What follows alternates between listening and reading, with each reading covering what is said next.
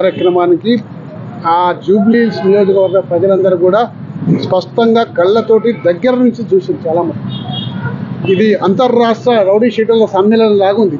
ఒక పార్టీ అభ్యర్థి నామినేషన్ వేసే ప్రక్రియలాగా లేదు. హైదరాబాదు, సికింద్రాబాద్లో, జంటనగర్లో, చుట్టుపక్కల జిల్లాలో ఉన్న పేరు మోసిన రౌడీ షీటర్లు అందరూ కూడా ఈ యొక్క నామినేషన్లో పాల్గొన్నారు. అందరూ కూడా చెవులకు పెద్ద పెద్ద కమ్ములు, మరి కళ్ళకు కూడా కమ్మలు లాంటివి పెట్టుకున్నారు. ఒళ్ళంతా పచ్చబొట్టలు పొడిపించుకుంటూ సినిమాల్లో రౌడీ క్యారెక్టర్లు ఏ విధంగా అయితే ఉంటారో కొత్త డైరెక్టర్లకు కొత్త విలన్ క్యారెక్టర్లు ఈ ర్యాలీకి వస్తే చాలామంది దొరికేవాళ్ళు. నిజంగా అంతమంది రౌడీ క్యారెక్టర్లు ఒక్కచోట చేర్చిన ఘనత కాంగ్రెస్ అభ్యర్థి.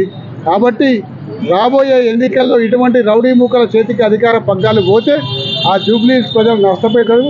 మరి ఇటువంటి తరుణంలో పోలీసు అందరూ కూడా కంట్రోల్ చేయాల్సిన అవసరం ఉండే. ఎందుకంటే బహిరంగంగా కొంతమంది ఆయుధాలు చేతిలో పట్టుకొని తిప్పుకుంటూ డ్యాన్సులు చేసుకుంటూ పోతున్నారు. వాళ్ళని వీడియోలు తీయబోతే పోలీసు వాళ్ళు ఆపి వీడియోలు తీయనిస్తలేరు.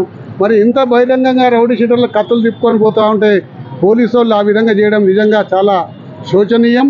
మరి ఇప్పటికైనా జూబ్లీహిల్స్ ప్రజలందరూ కూడా ఆలోచన చేయాలి.